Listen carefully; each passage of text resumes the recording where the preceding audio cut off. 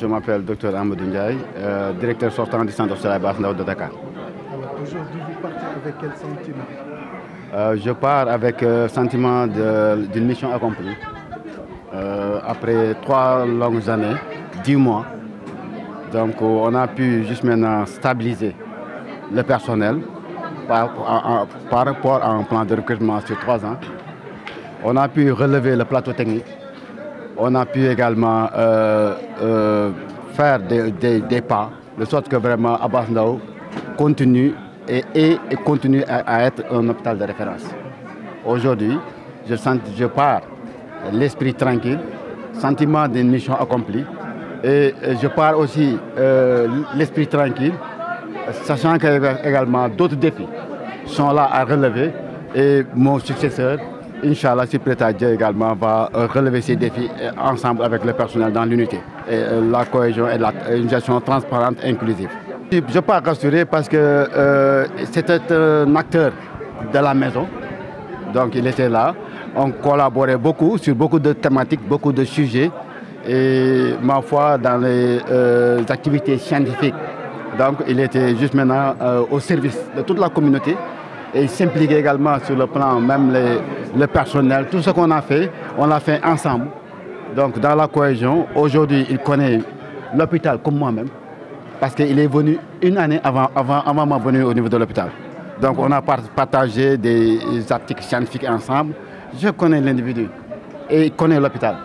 Et je lui souhaite vraiment plein de réussite dans sa mission. Parce qu'aujourd'hui, je suis confiant et rassuré que les destinées de l'hôpital Abass Ndao ne sont pas dans des mains inconnues.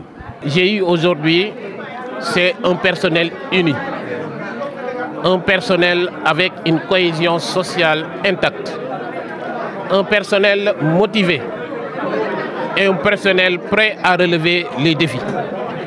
Partant de cet élément, nous pouvons considérer qu'on a une ressource humaine de qualité, avec une masse critique sur laquelle on peut réaliser beaucoup de projets. Grand Chantier épouse effectivement le programme du président de la République et de son Premier ministre, Ousmane Sonko.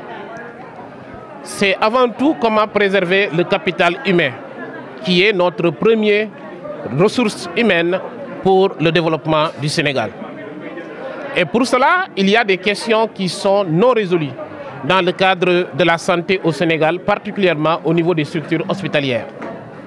La première des questions, c'est la lancinante question des urgences, aussi bien médicales que chirurgicales.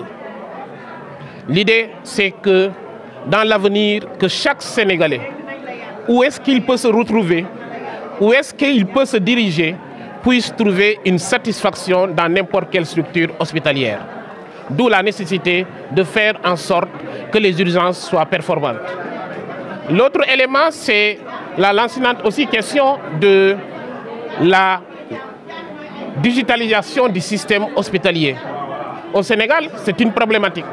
Quand on a besoin de chiffres, parce que c'est à partir des chiffres qu'on peut prendre des décisions majeures sur, les problèmes, mais aussi les solutions, la digitalisation va sûrement régler cette problématique.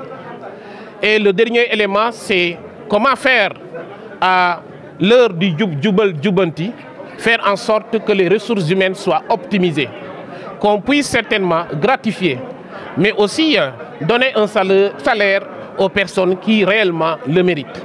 Donc voici en quelque sorte les principaux chantiers qui vont certainement, si on arrive avec la bénédiction du Seigneur à les réaliser, on pourrait réellement développer notre hôpital qui est l'hôpital Abass Ndao.